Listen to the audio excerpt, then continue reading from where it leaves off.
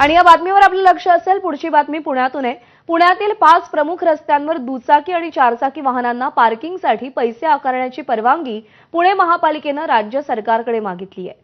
महापालिकेचा हा निर्णय वादग्रस्त ठरणार असून पुण्यामध्ये या निर्णयाला विरोध होण्याची शक्यता आहे। या 5 रस्त्यांवर दुचाकीला प्रति तास 10 ते 20 रुपये तर चारचाकी वाहनाला प्रति तास 50 ते 100 रुपये आकारण्याचा प्रस्ताव आहे। 2018 मध्ये पुण्यातील या 5 रस्त्यांवर वाहनांना पार्किंगसाठी पैसे आकारण्याचा निर्णय मंजूर करण्यात आला होता। मंदार गोंजारी आपले प्रतिनिधी सध्या आपल्या सोबत आहेत। मंदार, हे कोणते 5 प्रमुख रस्ते आहेत ज्यांच्यावरती पार्किंगसाठी पैसे आकारले जाऊ शकतात आणि हा निर्णय वादात अडकण्याची शक्यता का वर्तवली जाते?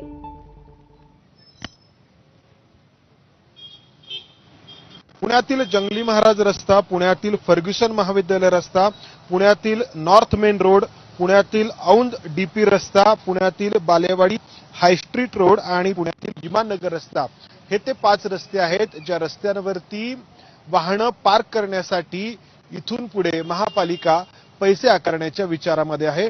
दुचाकीसाठी प्रति तास 10 ते 20 रुपये तर चारचाकी वाहनांसाठी प्रति तास 50 ते 100 रुपये अशा प्रकारचं पार्किंग शुल्क आकारण्यात यावं असा प्रस्ताव पुणे महापालिकेचे आयुक्त असलेल्या राजेंद्र भोसले यांच्याकडून राज्य सरकारच्या नगर विकास विभागाकडे पाठवण्यात आलाय। खरं तर हा जो निर्णय आहे तो महापालिकेने 2018 मध्ये महापालिकेच्या सर्वसाधारण सभेमध्ये मंजूर केलेला होता, मात्र त्याची अंमलबजावणी होत नव्हती। राज्य सरकारकडे तो मंजुरीसाठी जात नव्हता, कारण अर्थातच नागरिकांचा रोष।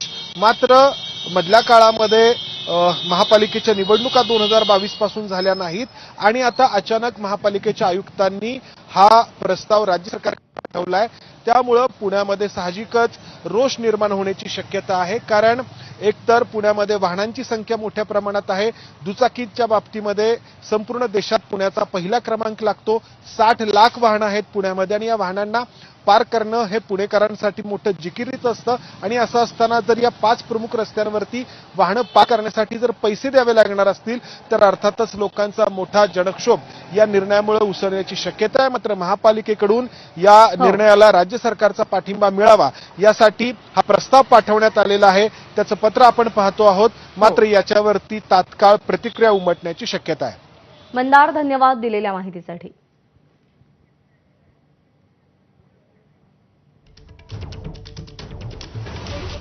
आणि या बातमीसोबत बुलेटिनमध्ये वेळ झाली एक छोटासा ब्रेक घेण्याची। पाहत रहा एबीपी माझा।